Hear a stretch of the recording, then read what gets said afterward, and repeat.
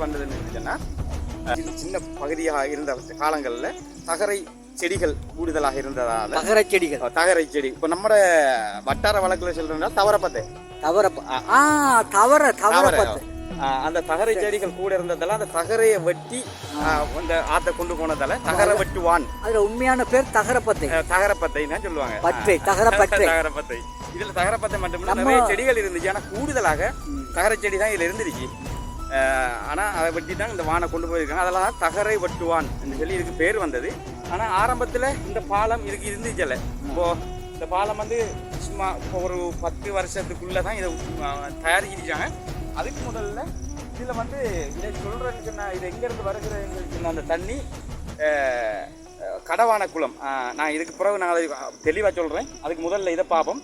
இந்த ஆறு வந்து எங்களுடைய காக்காமுனை பகுதியில் உள்வாகின்ற அந்த தம்பலாகமக்குடா என்று சொல்வார்கள். இந்த பகுதியில் தான் காக்காமுனை இருக்கிறது. தம்பலாகமக்குடா என்று சொல்வார்கள். அந்த பகுதியில் தான் போய்த்து சங்கமிக்கிறது. அடுப்பு கதவு போடுவதற்கு முன்பு வெறும் உப்பு தண்ணியாக தான் இது இருந்தது. இது வந்து இந்த தண்ணி வந்து எந்த இடத்துக்கு போகும்னு சொல்லி சொன்னால் உப்பு தண்ணி இதில் இருந்து பெருக்கெடுத்து வர வெள்ளம் அதிகரிக்கின்ற பொழுது, அதாவது உப்பு தண்ணி வெள்ளம் அதிகரிக்கின்ற பொழுது எங்களுடைய மங்கு பிரிட்ஜ் பாலம் இருக்கிறது அல்லவா, அந்த இடம் போக மட்டும் இந்த உப்பு தண்ணி செல்லும். அதன் பிறகு மங்கி பிரிட்ஜ் குரங்கு பாலம் தான் அதுக்கு அந்த காலத்தில் பேர் வச்சிருக்காங்க. அந்த பாலத்துக்கு போக மட்டும் உப்பு தண்ணி ஊடுருவி செல்லக்கூடியதாக இருந்தது. அதன் பிறகு மக்களுடைய நலன் கருதி இதனுடைய தடுப்பு அணை ஒன்று கட்டியிருக்கிறாங்க. அதை தெளிவாக பார்க்கக்கூடியதாக இருக்கும்.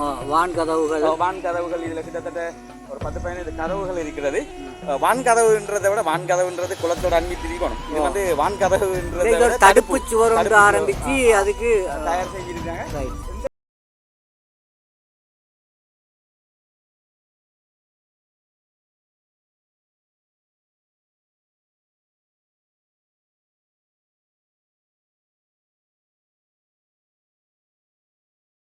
மட்டும் அதாவது இந்த தடுப்பு சுவர் வர மட்டும் உப்பு தண்ணி வந்து நின்று அதுக்கு அங்கால போகக்கூடியதாக தெரியாது.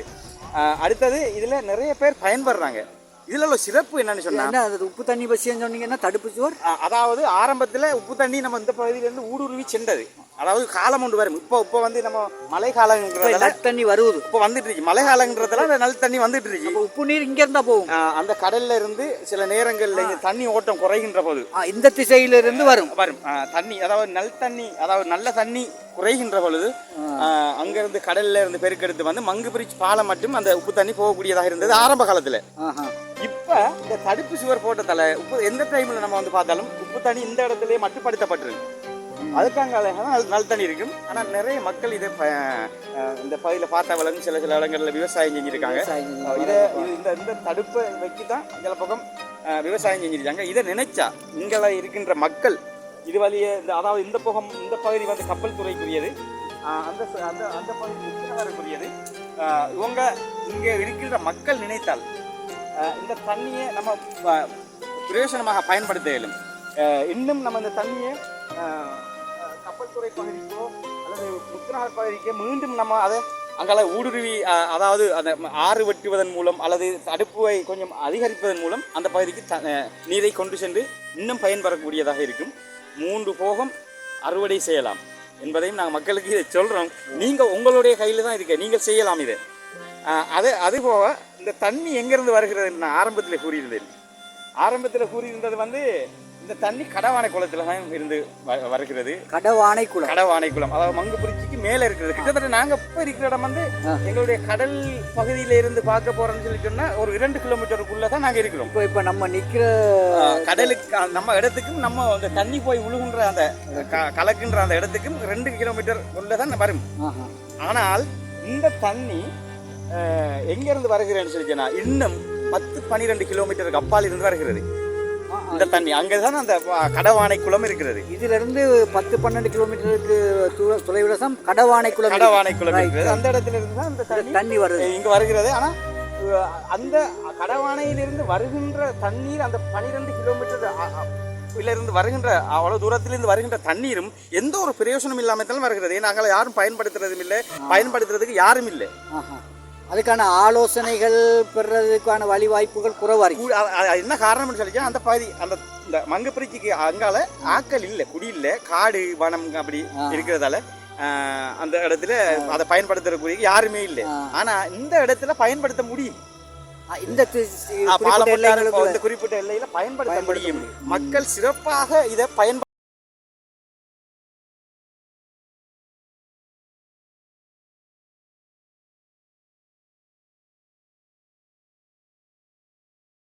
தண்ணி எப்படி பாய்ந்து செல்கிறது. மிக கடுமையான வேகத்துல தான் தண்ணி வருது. இந்த குளத்துக்கு பேர் வந்து குளம் என்ன, இந்த தண்ணி தண்ணி இந்த தண்ணி பாய்ந்து வருகின்ற அந்த குளத்துக்கு பேர் வந்து கடவானை குளம். கடவானை குளத்துக்கு தண்ணி எங்க இருந்து வருது? அது மழை நீர். இது ஒரு அழகான ஒரு கேள்வி. இது மழை நீர் தான். இது எப்படின்னு சொன்னா கடவானை பகுதி வந்து ஒரு காடு நிறைந்த ஒரு பகுதி. அதுதான் கடவானைன்னு சொல்லுவார்கள். இதுல விழுந்தானாங்க. சரி, அப்படியா? பயங்கர ஆழமா இருக்கு. சரியான ஆழம். போகாதீங்க.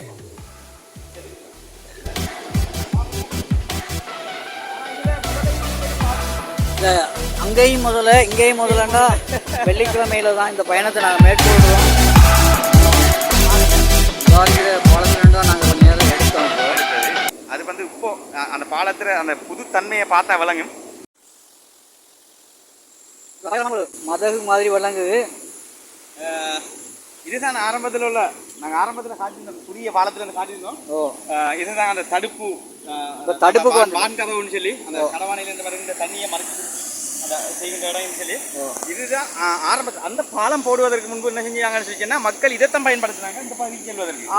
நான் யோசிச்சேன் இந்த பாலத்துக்கு முதல் எதை பயன்படுத்தினாங்க அப்படின்னு. ஆரம்பத்தில் இதைத்தான் பயன்படுத்தினாங்க. இதுவும் கிட்டத்தட்ட இது கட்டி இப்போ ஒரு கட்டி ஒரு 25-30 வருடங்கள் இருக்குன்னு நினைக்கிறேன்.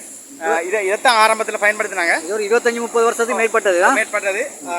அதுக்கு முதல்ல இதையும் பயன்படுத்தினாங்க. தண்ணி குறைகின்ற டைம்ல அது பகுதியாக நடந்து போய் அப்படி போயிருக்காங்க. கவனம் பின்னால வாங்க, நம்ம அங்கே கொஞ்சம் முன்னூறு போய் பார்ப்போம். இந்த தண்ணியினுடைய லெவலை பாருங்க எப்படி இருக்குன்னு சொல்லி. இந்த பகுதியில் தண்ணி மட்டம் எங்கே இருக்குன்னு பாருங்க. நல்லா அதை நம்ம எட்டி தொடக்கூடிய அளவுக்கு இருக்கு. இந்த பக்கத்தில் தான் இருக்கு. வெட்டி தொடக்கூடிய அளவுக்கு இந்த பகுதியில் இருக்கு. நல்ல சத்தமா சரியான சத்தமாக நீர் பாய்ந்து செல்வதால நாங்கள் கைகளை உங்களுக்கு வழங்காம இருக்கீங்க. இதை போய் பாருங்க நல்லா எப்படி இருக்குன்னு சொல்லி, எப்படி நிரம்பி போயிருக்குன்னு சொல்லி. இது வரை தான் கடவானை குளத்தில் தண்ணீர். அந்த பயிர் போய் பார்ப்போம்.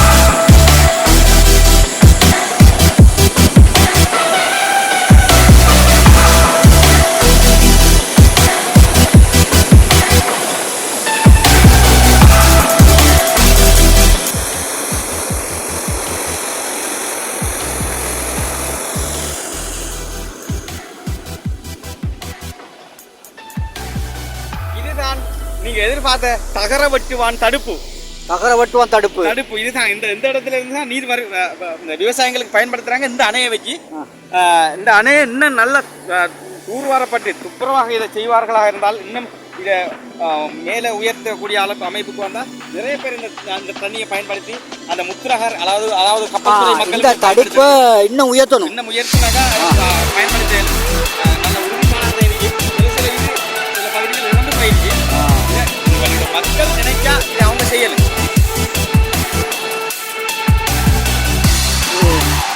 எல்லா கதவையும் திறந்தா எல்லாம் கூடியுமா? வயல்வெளியெல்லாம் நாங்கள்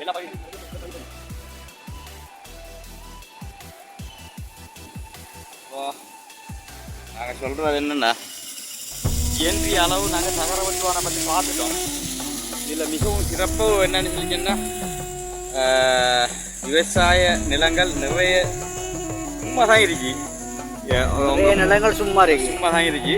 ஆகவே பயன்படுத்தலும் இந்த நீரை பயன்படுத்தலும் அவங்க நினைச்சா பயன்படுத்தி பயன்பெறக்கூடிய அளவு கையில் இருக்கு. இதை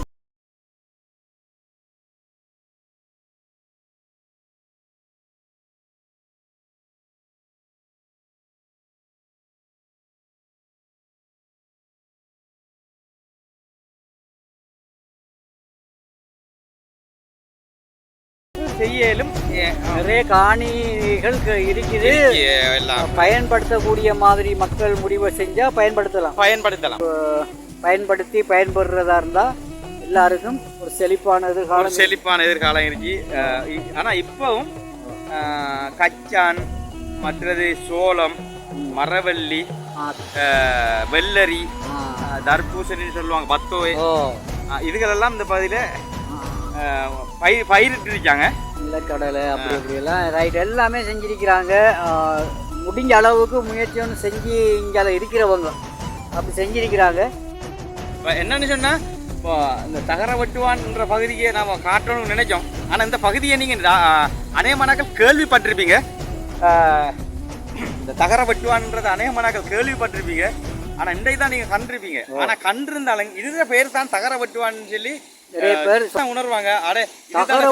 தகரவட்டுவான்டா என்ன அப்படின்னா, அதாவது நான் கூட நினைச்சேன் தகரம் அதை வெட்டினாங்களோ அப்படின்னு. இதே மாதிரி ஒரு வெட்டுவானை நாங்க பார்க்க போறோம் அடுத்தது. இப்ப என்னன்னு சொன்னா எங்களுடைய யூடியூப் நேயர்களுக்கு மிக முக்கியமா சொல்லக்கூடிய விஷயம் என்னன்னு சொன்னா, நீங்க முழுமையான வீடியோ பார்க்கறேன்னு சொன்னா அந்த லிங்கை நீங்க பார்த்து நீங்க எங்க யூடியூப் பக்கம் வந்து ஷேர் பண்ணுங்க, லைக் பண்ணுங்க. நான் எங்க நேயர்களுக்கு சொல்லிக்கிறேன்.